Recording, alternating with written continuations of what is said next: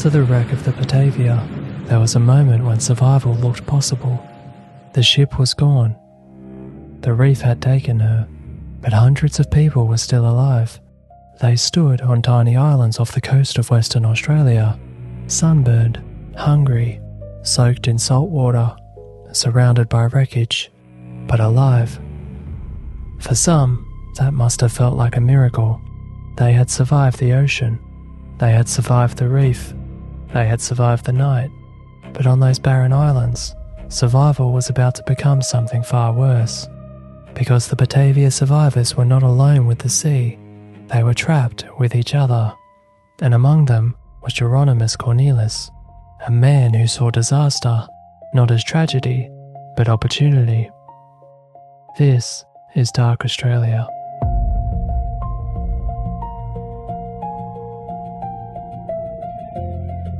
The survivors gathered mostly on a small, low island, later remembered as Batavia's graveyard. Today, it is known as Beacon Island. It was not a refuge. It was a strip of coral, sand, rock, heat, wind, and thirst.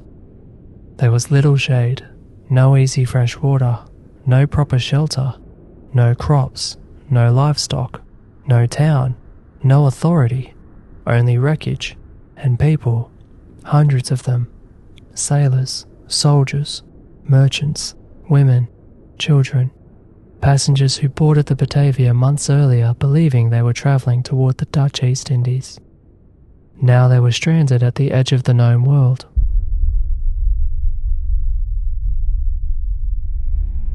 And almost immediately, the crisis became practical. Who controlled the food? Who controlled the water? Who had weapons? Who had rank? Who could give orders? And who would obey them? In any disaster, the first hours matter. If order holds, people survive. If order collapses, fear begins making decisions. On Beacon Island, order was already fragile. The commander, Francisco Pelsart, understood that waiting meant death. He made an extraordinary decision. He would take the ship's longboat and attempt to sail north to Batavia, modern-day Jakarta, to find help.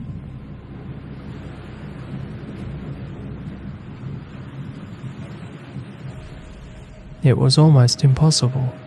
An open boat, thousands of kilometres of ocean, limited supplies, no certainty of arrival. But Pelsart went, and when he left, he took with him many of the senior officers. That decision probably saved some people, but it also created the opening Cornelis needed. Because once Pelsart disappeared over the horizon, the survivors were left with a dangerous question. Who was in charge now?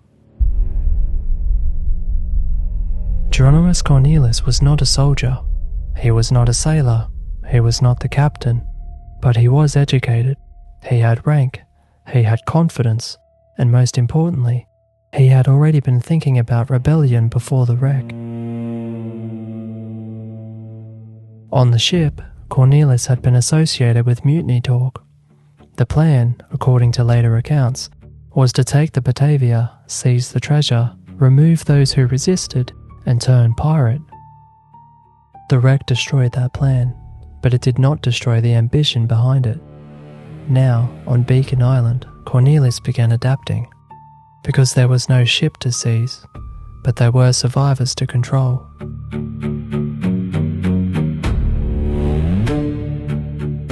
There was no ocean crossing to command, but there was an island, a population, a food supply, women, weapons, and the hope of a rescue ship that might one day appear on the horizon. Cornelis understood something chillingly simple. If rescue came, and loyal witnesses were still alive, he would hang. So he began solving the problem the way tyrants often solve problems. He divided people. He isolated threats. He rewarded followers. He turned fear into government. One of Cornelis's smartest moves was also one of his most revealing. There was a group of soldiers among the survivors. They were physically capable, disciplined, used to taking orders from military hierarchy, and they were not naturally loyal to Cornelis. Among them was Weeby Hayes.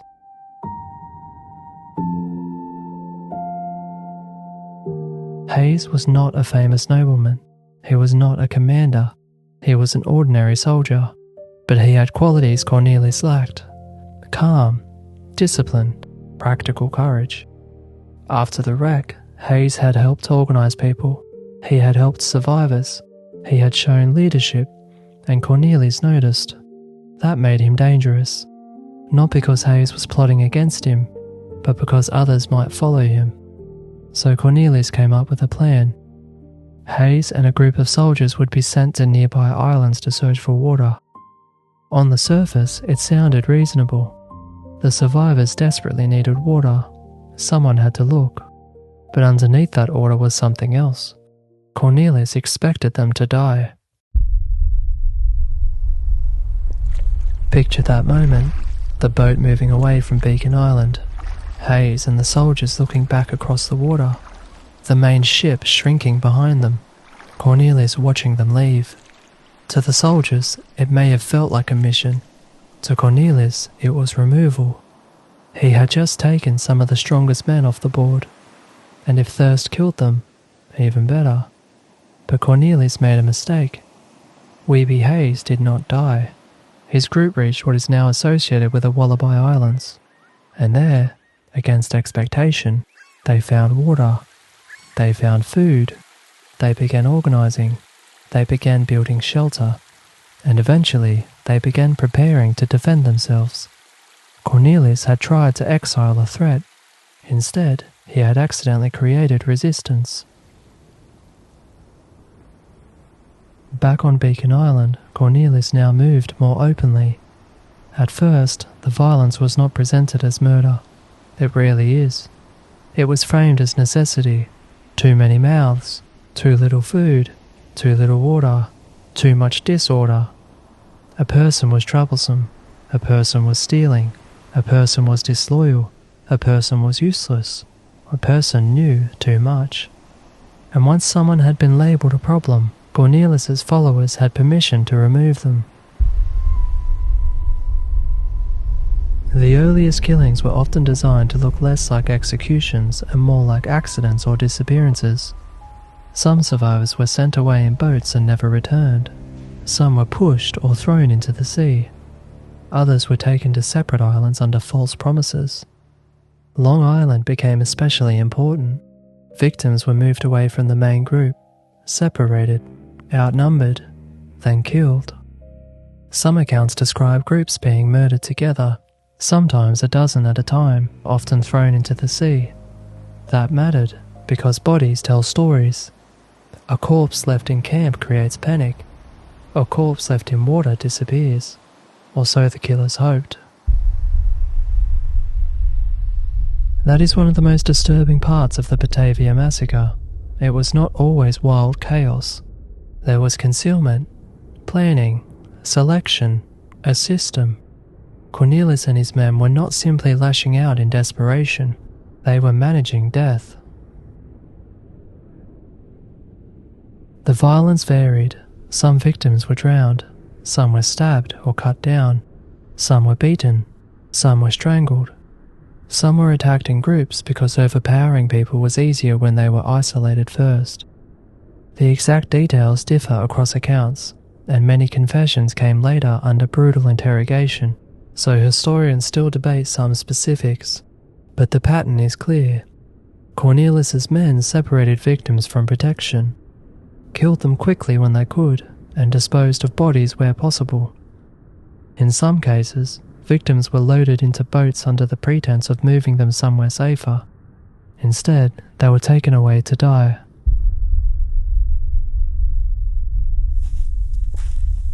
Imagine being one of those survivors. You are thirsty, weak, exhausted. You have watched the ship break apart. You have seen people drown. Now someone in authority tells you to get into a boat. Maybe they say there is water elsewhere. Maybe they say you are being moved for your own safety. Maybe you believe them, because what choice do you have? And when the boat moves away from camp, away from witnesses, away from help, and by the time you understand, it is too late.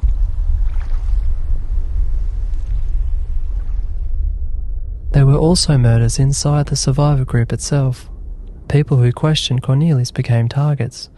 People who were sick or weak became expendable. Children were not always spared. The massacre became less about survival and more about control. Because if this were only starvation, the strongest would take food and hide. But Cornelius wanted something more organized. He wanted obedience. He wanted ownership. He wanted rule.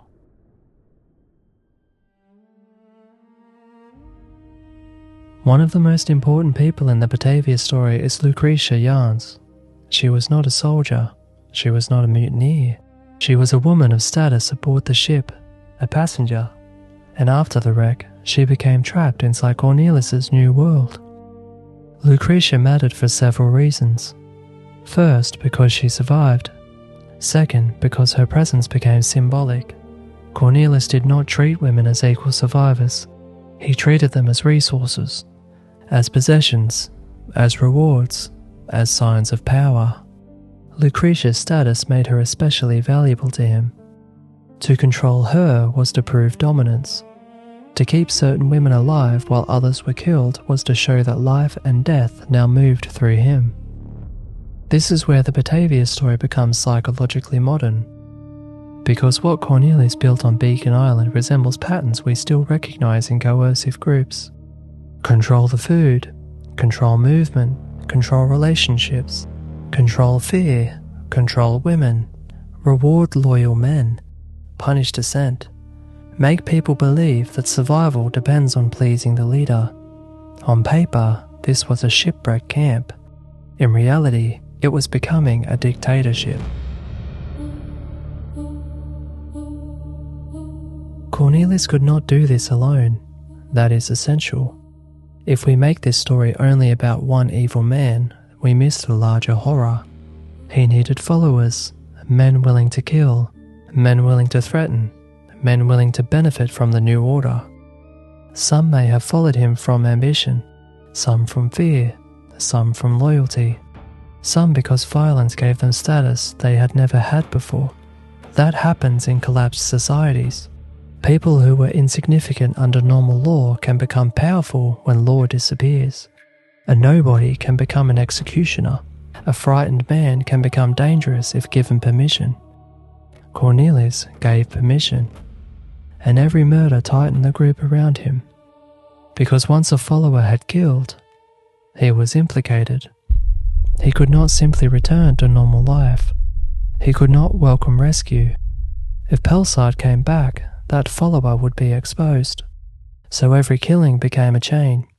The more they did, the more they needed Cornelius to win.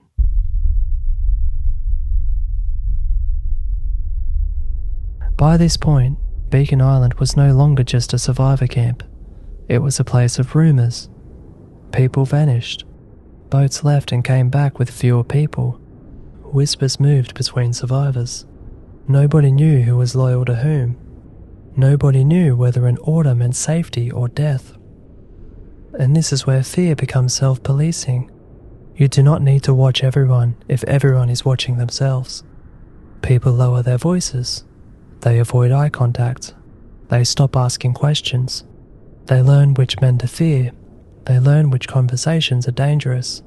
They learn that survival may depend on silence.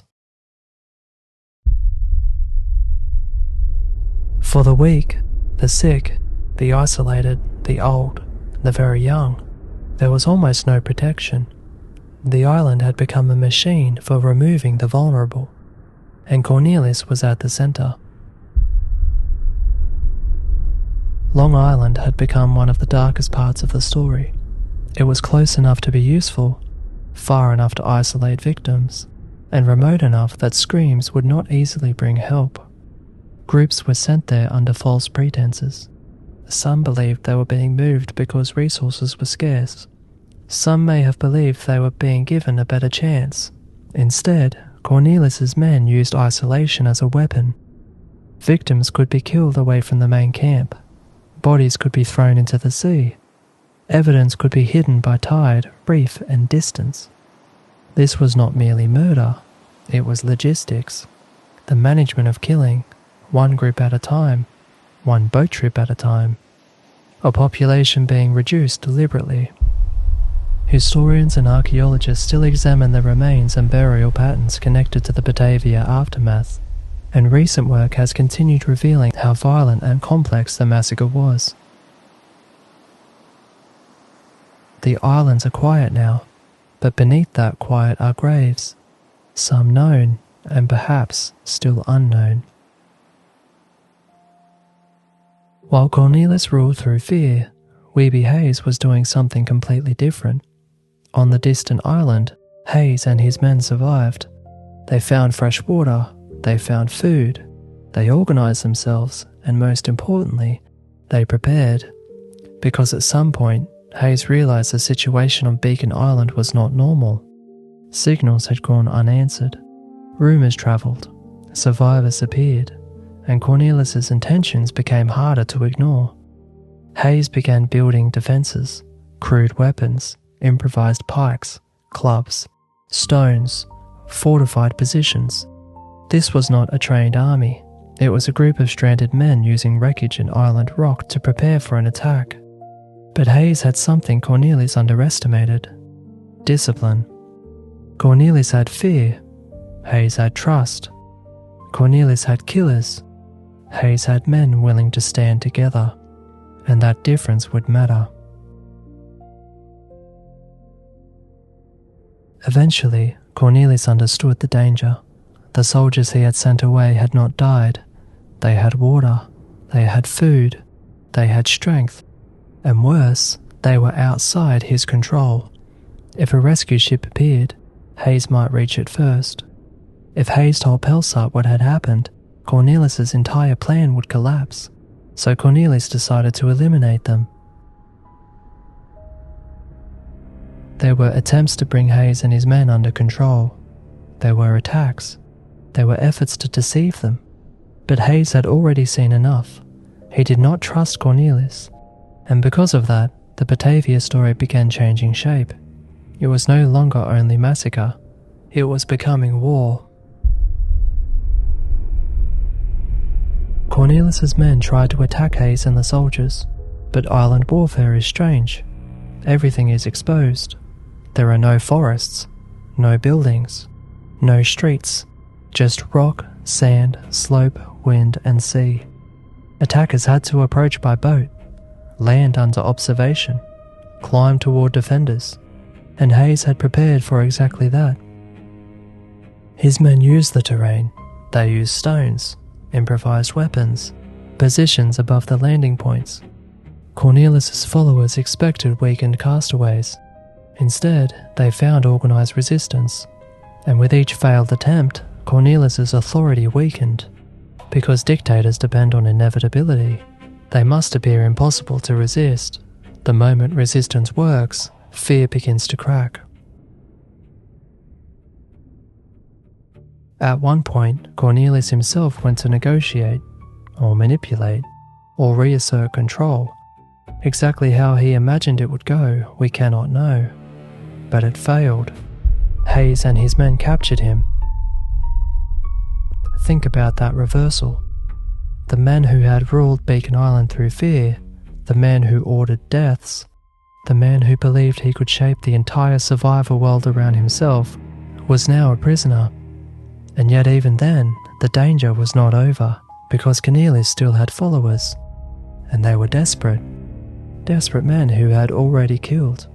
Men who knew that if rescue came and the truth was known, they would hang. So the violence continued. The final confrontation was still coming.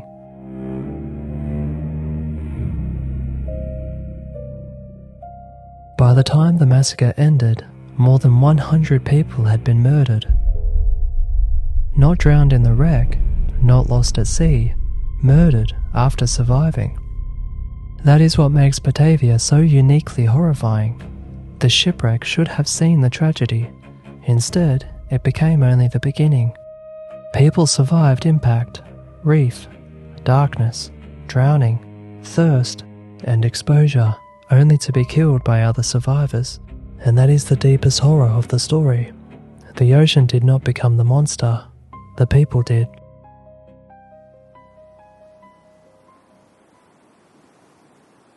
By now, the islands had split into two worlds. On one side, Beacon Island, fear, control, bodies disappearing into the sea. Cornelius's followers trying to hold together a collapsing reign of terror. On the other, weepy haze, water, defences, survivors preparing to fight, and somewhere beyond the horizon, Pelsart was returning. A rescue ship was coming, but nobody on the islands knew who would reach it first. Haze or the mutineers. And if Cornelius's followers reached that ship before Haze, then the truth might vanish forever. The killers might escape, the treasure might be taken, and the dead of Batavia might never receive justice.